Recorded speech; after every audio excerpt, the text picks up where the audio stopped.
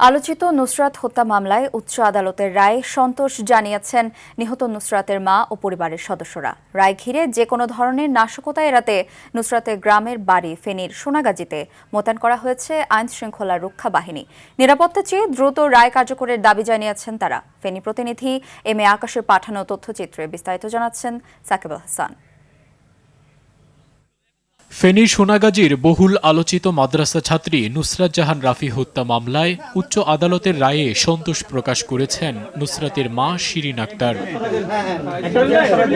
সোমবার দুপুরে সোনাগাজী উপজেলার চরচান্তিয়া এলাকায় নিজ বাড়িতে রায় পরবর্তী প্রতিক্রিয়ায় শিরিন আক্তার বলেন, হত্যার পর অনেকেই ঘটনাটিকে আত্মহত্যা বলে প্রচার করলেও এই রায়ের মাধ্যমে আবারও প্রমাণ হয়েছে এটি হত্যাকাণ্ড।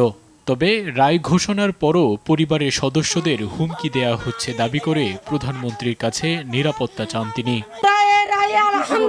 আলহামদুলিল্লাহ আমরা সন্তুষ্ট রায়ে, যেটা হত্যা প্রকাশ হয়ে গেছে আজকে নুসরাতের হত্যা করা হয়েছে। আমরা এই রায় আমরা আদালতের প্রতি অনেক শ্রদ্ধাশীল। আমরা জানি আমরা নিয়ে বিচার পাবো, এখন শুধু আমাদের নিরাপত্তার প্রয়োজন। আদালতের রায়ে সন্তোষ প্রকাশ করেছেন এলাকাবাসী।